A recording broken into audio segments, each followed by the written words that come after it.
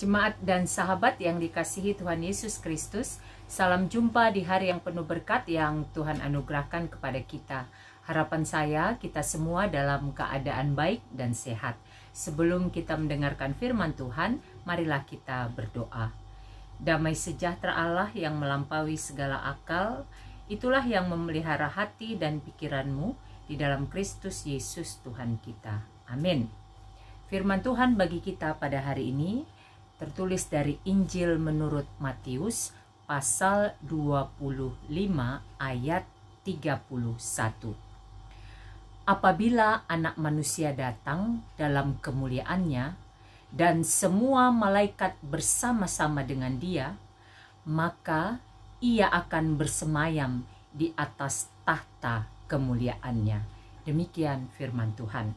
Kita bersyukur oleh anugerah dan kasih Tuhan, kita diberi kesempatan menikmati hari baru dan kita imani berkat Tuhan selalu baru setiap pagi.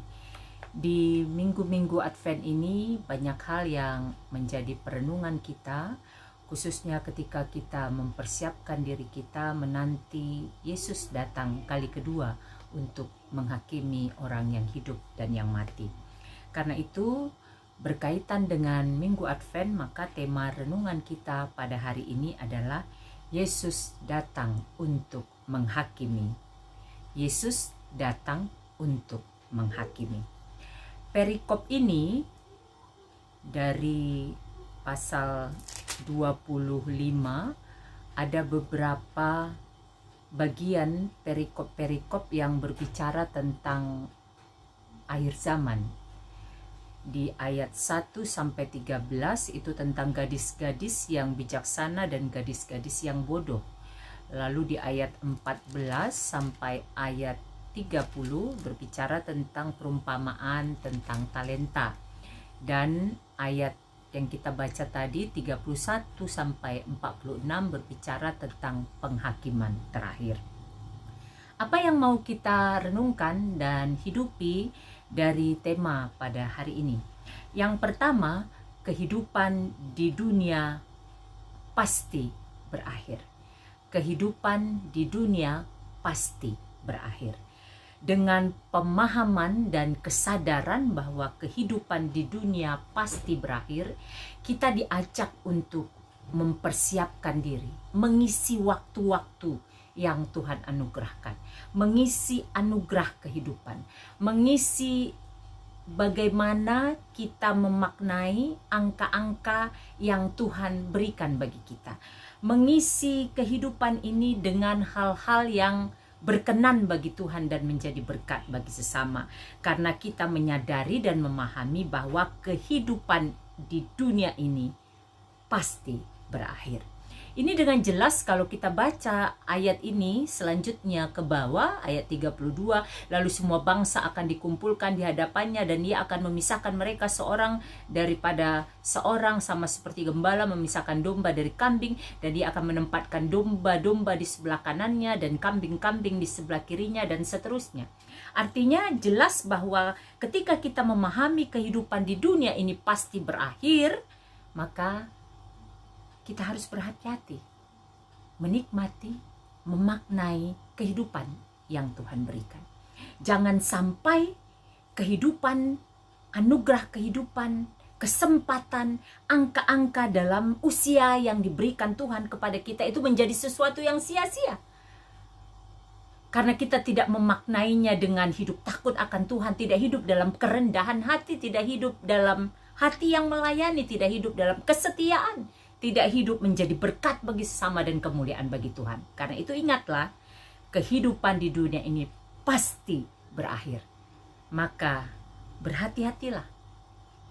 Mintalah hikmat Tuhan agar kehidupan yang pasti berakhir ini kita isi dengan hidup berkenan bagi Tuhan. Yang kedua, sejalan dengan poin yang pertama tadi, kita harus mempertanggungjawabkan perbuatan kita di hadapannya.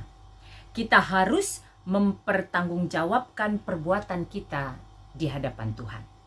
Tadi dikatakan dengan jelas, apabila anak manusia datang dalam kemuliaannya dan semua malaikat bersama-sama dengan dia, maka ia akan bersemayam di atas tahta kemuliaannya. Dalam tahta kemuliaannya itu anak manusia, Yesus, akan melihat bagaimana setiap kita mempertanggungjawabkan apa yang kita perbuat dalam rentang waktu kehidupan yang Tuhan berikan yang pasti akan berakhir tadi.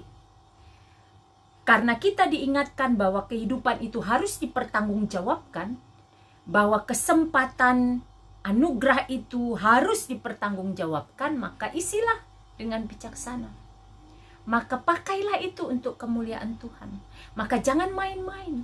Jangan berpikir bahwa kita bisa sesuka-sukanya dalam menjalani hidup ini, sesukanya menyakiti hati orang lain, sesukanya berpikir hal-hal yang tidak baik, sesukanya memperkatakan hal-hal yang melukai orang lain.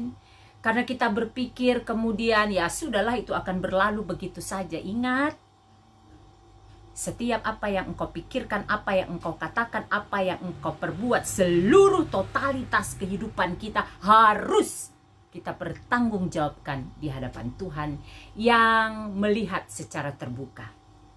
Jika di hadapan manusia kita berdalih bisa saja, oh aku melakukan ini karena itu, oh aku begini, kita punya banyak alasan untuk membenarkan kesalahan, membenarkan pelanggaran yang kita lakukan, berharap orang bisa mengerti.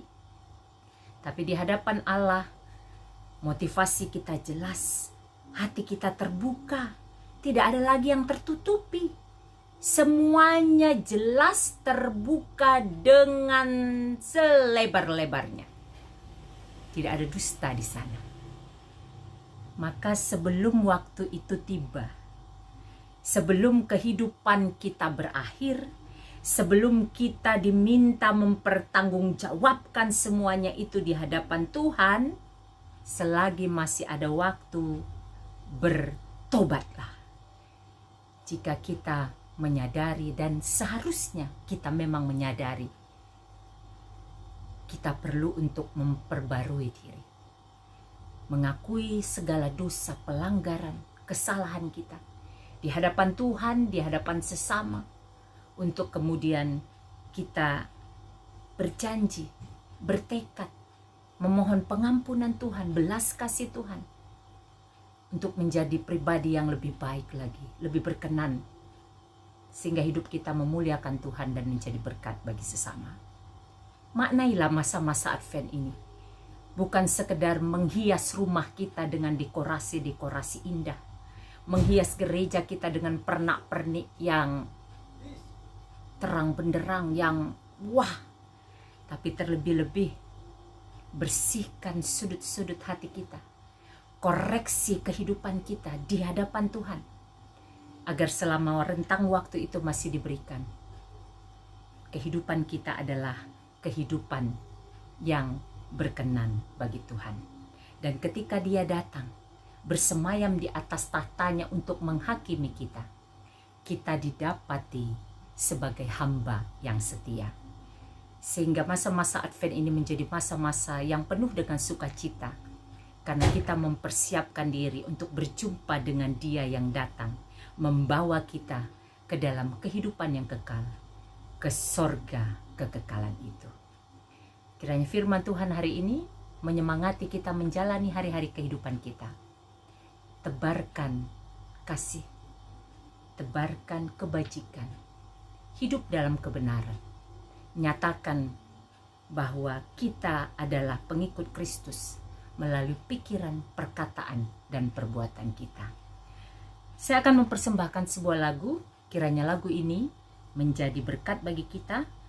Kita mempersiapkan diri, sehingga ketika sangkakala itu berbunyi, nama kita dibacakan untuk masuk dalam sorga kekekalan itu.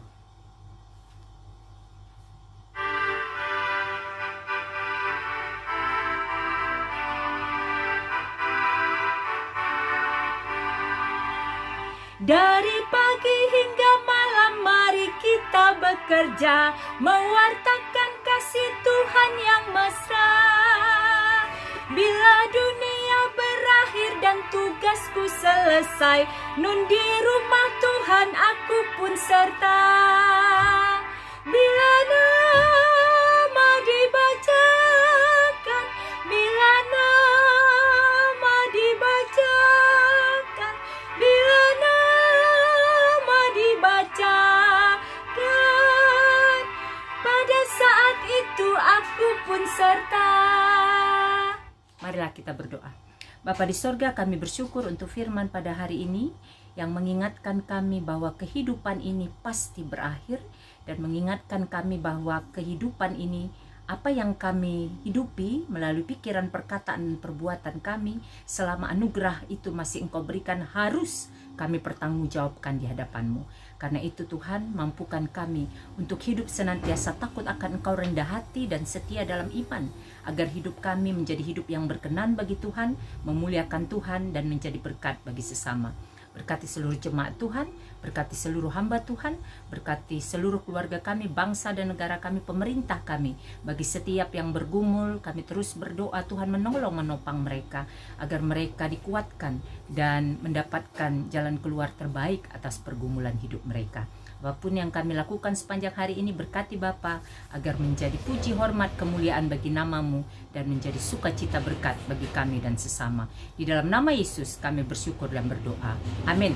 Selamat beraktivitas, sehat, semangat, dan sukacita senantiasa di dalam penyertaan Tuhan. Tuhan Yesus memberkati.